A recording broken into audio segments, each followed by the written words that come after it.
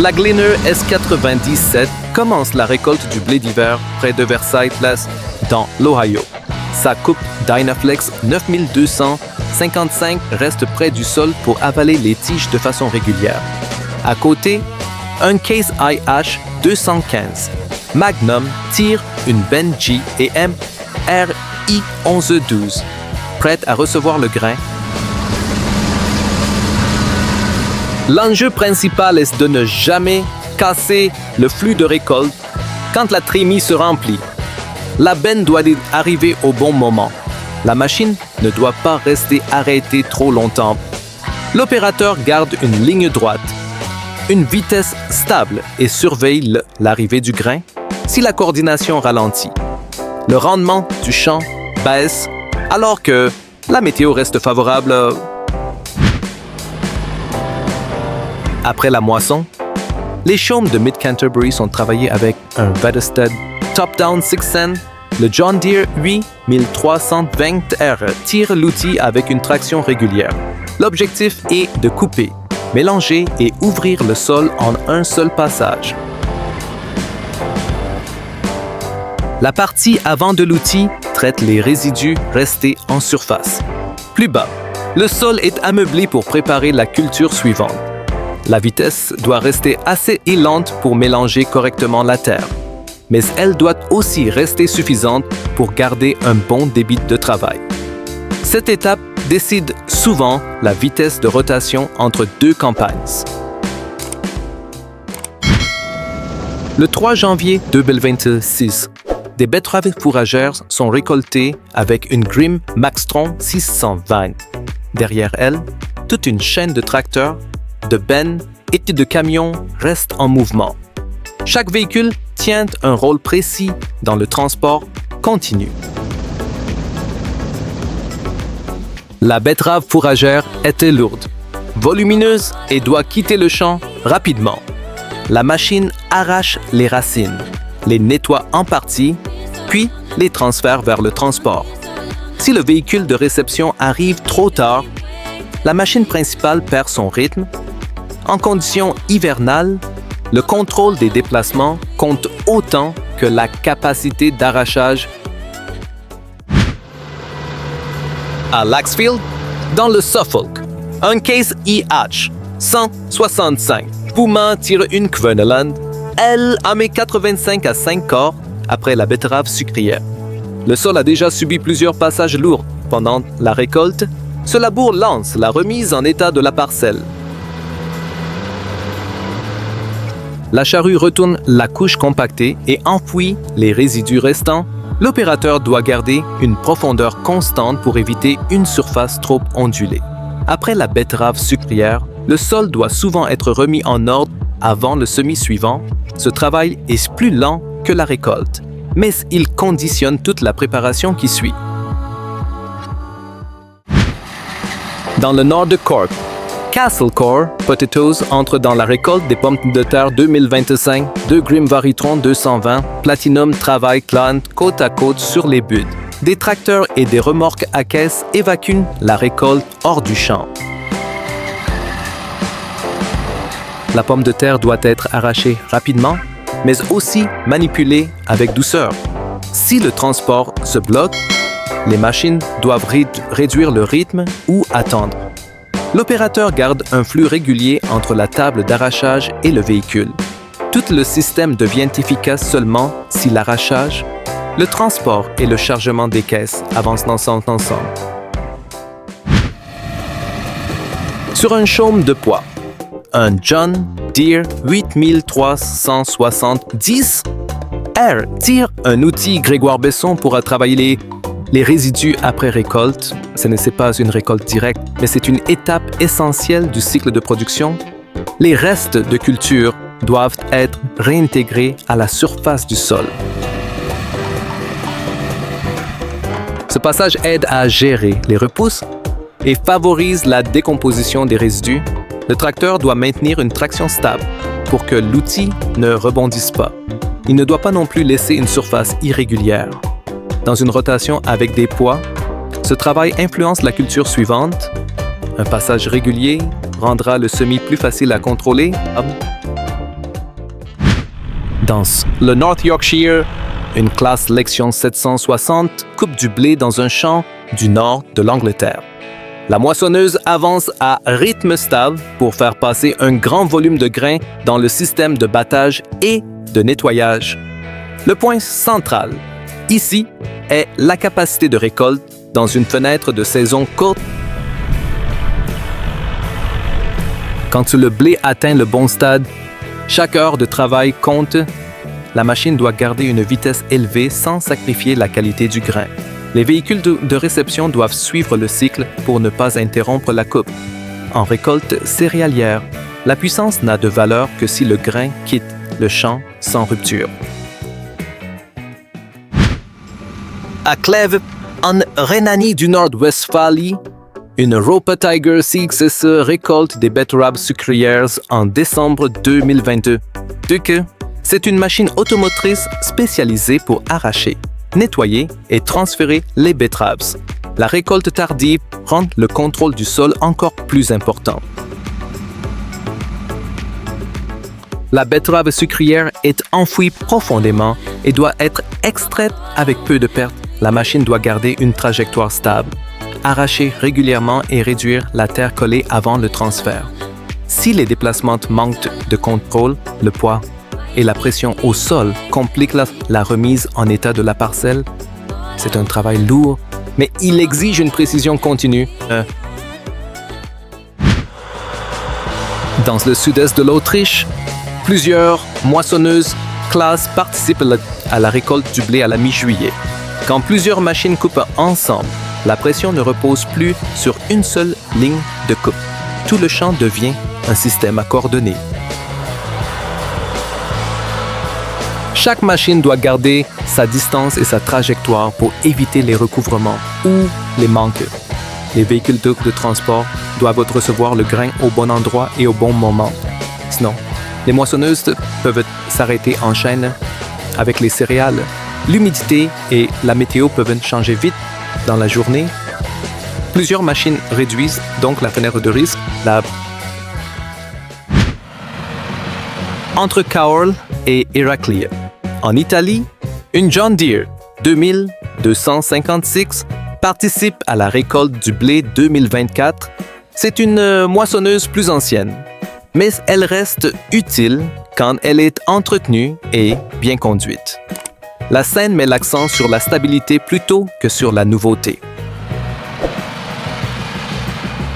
Cette machine vient d'une génération de la fin des années 1990 et du début des années 2000. Dans le blé, l'opérateur doit choisir un rythme adapté au battage et à la capacité de trémie. Une machine ancienne ne permet pas une conduite approximative. Elle demande de connaître ses limites, de choisir la bonne vitesse et de surveiller le grain en continu.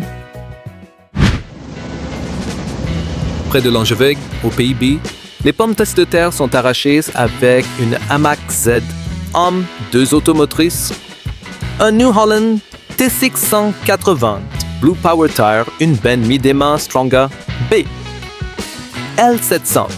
D'autres tracteurs utilisent des remorques Vaya pour ramener les pommes de terre à la ferme. La chaîne va clairement du champ au point de stockage. La pomme de terre est lourde et peut souffrir d'une manipulation trop brusque. La machine doit garder un flux régulier, tandis que le transport doit arriver au bon endroit. Quand une benne est pleine, le remplacement doit être rapide et propre. Une logistique précise réduit les attentes et protège la qualité des tubercules.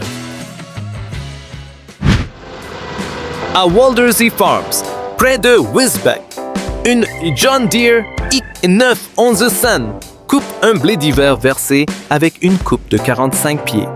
Les fences offrent de grandes parcelles, mais le blé couché impose une forte pression sur la coupe. Un Halmer, Terra Variant 500 et des remorques Bailey soutiennent l'évacuation du grain. Quand les tailles sont basses, la coupe doit les ramasser sans pousser la matière devant elle. La moissonneuse a une grande capacité, mais elle dépend du rythme de la benne transbordeuse et des remorques. Si le grain ne sort pas en continu, l'avantage de la coupe large diminue vite. C'est une récolte à grande échelle où chaque maillon doit suivre la machine principale. Dans un champ de plus de 2000 acres, 4 des 8 John Deere S690 récoltent du blé. Derrière elle, 2 semoirs pneumatiques de 60 pieds préparent le semis de soja en seconde culture. La récolte et le semis se déroulent presque dans la même fenêtre de travail. À cette échelle, le champ devient une chaîne de production à ciel ouvert. Les moissonneuses doivent libérer assez vite la surface pour que les semoirs n'attendent pas. Les bends, les équipes et les trajectoires doivent être organisées avec vigueur. Quand 2 campagnes se suivent dans d'aussi près, chaque arrêt peut retarder tout le plan. Un classe Xerion 12650 tire un Köckerling Allrounder pendant un travail du sol en 2023.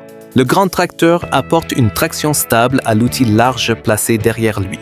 Le travail vise à mélanger les résidus, niveler la surface et préparer la culture suivante. L'outil doit rester régulier sur toute sa largeur pour éviter les bosses et les creux. L'opérateur maintient une vitesse stable pour obtenir un résultat homogène. Dans les grands champs, la qualité de surface après un passage influence directement les opérations suivantes. Une forte traction n'a de valeur que si la finition reste correcte. Dans l'Essex, une Case 9230 à chenilles récolte du blé sur Lod & Hunt Farms. Le train de chenilles est le détail important, car il répartit mieux le poids sur le sol pendant la moisson. Cette mobilité stable peut décider du rythme de travail. La moissonneuse doit couper, battre et garder un flux de grains régulier dans la trémie. Les chenilles réduisent la pression localisée et améliorent l'adhérence quand les conditions deviennent plus difficiles. L'opérateur doit quand même garder une ligne droite et une vitesse adaptée. Si le sol est trop marqué, les coûts de remise en état augmentent après récolte. Près de Limavady, en Irlande du Nord, une classe Tucano coupe du blé d'hiver pendant la récolte 2021. La scène avance avec un rythme régulier, sans mise en scène excessive. L'intérêt vient de la stabilité d'une moisson céréalière typique. La machine doit garder une vitesse adaptée à la densité de la culture et à l'état du grain. L'opérateur surveille l'arrivée de matière pour éviter de surcharger le battage quand la météo est favorable. Une coupe continue vaut mieux que de courtes accélérations. Avec le blé, la réussite vient souvent d'un rythme stable dans la bonne fenêtre de récolte. À Veskind, sur l'île de Gotland, un tracteur John Deere plante des pommes de terre le 13 mai 2017. C'est une scène de plantation, pas de récolte. Pourtant, la précision des rangs décide déjà beaucoup de choses pour la fin de saison. La pomme de terre demande des rangs droits, une profondeur stable et un écartement régulier. Si les plantes ne sont pas placées de façon homogène, la levée devient irrégulière. La taille des tubercules peut aussi être affectée plus tard. L'opérateur doit garder la trajectoire du début à la fin de la ligne. Dans cette culture, une bonne récolte commence souvent par une plantation précise. Un New Holland T9030 tire une Lemken Eurotaten Dix pendant un travail du sol lourd en 2021. Cet ensemble est prévu pour de grandes surfaces et une forte demande de traction. L'objectif est de travailler le sol en profondeur, sur une grande largeur, et de préparer la campagne suivante. L'outil arrière doit pénétrer la terre de façon régulière sur toute sa largeur. Si la traction varie, la profondeur peut changer et la surface devient plus difficile à finir. Le tracteur articulé de forte puissance aide à garder le rythme sur de longues lignes. Dans les grandes exploitations, l'efficacité vient de la qualité maintenue pendant plusieurs heures. Le 20 juillet 2024, une John Deere S780 de Stark Harvesting récolte du blé à Frankfurt-Bergen-Enkheim. Le contexte proche d'une zone urbaine demande une organisation nette et disciplinée. C'est une récolte réalisée par entreprise où le temps et le rendement sont sous pression. Une moissonneuse à forte capacité permet d'accéder à une grande machine sans posséder toute la flotte d'hernes. L'opérateur doit adapter la vitesse de coupe à l'état du grain et au transfert. Si les véhicules de réception ne suivent pas, la machine principale perd son avantage. Pour une entreprise de travaux agricoles, chaque heure influence le planning de plusieurs champs. Sur la ferme familiale Carstens, une New Holland CR 9090 récolte du blé pendant la campagne 2014. Un New Holland T7 et un Fendt 930 Vario soutiennent le transport du grain. La scène montre une chaîne familiale, mais elle demande quand même une coordination précise. La moissonneuse est le centre du système, pas le système entier. Quand la trémie est pleine, le tracteur doit arriver au bon rythme pour éviter d'arrêter la coupe. Le conducteur de la moissonneuse garde une ligne régulière et surveille la charge du battage. Même avec des images plus anciennes, le principe reste le même aujourd'hui. Le flux de grains doit rester continu.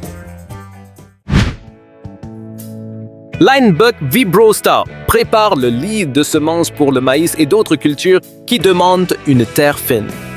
Cet outil vise les sols légers à moyennement lourds. Sa mission est de créer une surface régulière, friable et à profondeur constante.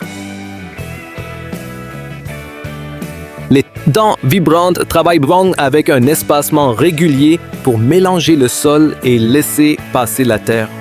Sur un sol labouré ou avec des couverts, l'opérateur doit éviter l'accumulation de résidus. Selon la configuration, le rouleau avant peut aider à travailler très superficiellement certaines cultures, comme la betterave. Un bon lit de semences aide les plantes à lever de façon régulière dès le départ. À Emighausen, en Hesse, une Massey Ferguson 9895 récolte du blé le 24 juillet 2018. La grande moissonneuse travaille dans un contexte céréalier typique d'Europe. L'attention porte sur la ligne de coupe, le déchargement et l'organisation dans la parcelle. Quand le blé est pris, attendre peut augmenter les risques pour la qualité. L'opérateur doit garder une vitesse adaptée pour que le battage reste stable. Si la machine reçoit trop de matière, le flux de grains peut se dégrader. Même une récolte avec une seule machine montre la pression de la saison. Couper au bon moment et sortir le grain vite reste essentiel. En Allemagne, un Kla Action 950 tire une charrue réversible Lemken Diamant 6 à 8 corps pour préparer le sol avant le maïs. C'est un ensemble de labour lourd qui demande une forte traction et une adhérence stable. L'objectif est de retourner complètement la terre et d'enfouir les résidus. Une charrue 8 corps offre une grande largeur de travail, mais elle exige un réglage précis. L'opérateur doit garder une profondeur régulière pour éviter les bosses et les creux. Quand un système agricole choisit encore le labour, l'intérêt se trouve dans la gestion des adventices, des résidus et de la rotation. L'efficacité vient de la qualité de chaque raie, pas seulement de la vitesse. La fin de la récolte de pommes de terre chez Wärtsilä et Sons montre l'échelle d'une grande campagne d'automne. La scène met surtout en avant le système complet. Les pommes de terre sont arrachées, nettoyées, transportées et préparées pour le stockage. Dans la récolte de pommes de terre, un blocage peut apparaître à n'importe quelle étape. Si le transport n'avance pas assez vite, l'arracheuse doit ralentir. Si la manipulation est trop rude, la qualité des tubercules peut être touchée avant le stockage. La réussite dépend donc de la coordination entre la machine de récolte, les véhicules et la réception après le champ. De la récolte du blé, des pommes de terre, des oignons et des betteraves, au travail du sol et à la préparation du semis, chaque système rappelle le même principe. Une machine puissante devient vraiment efficace seulement quand elle est conduite au bon rythme. Dites à Titans du transport, quelle scène vous a le plus marqué?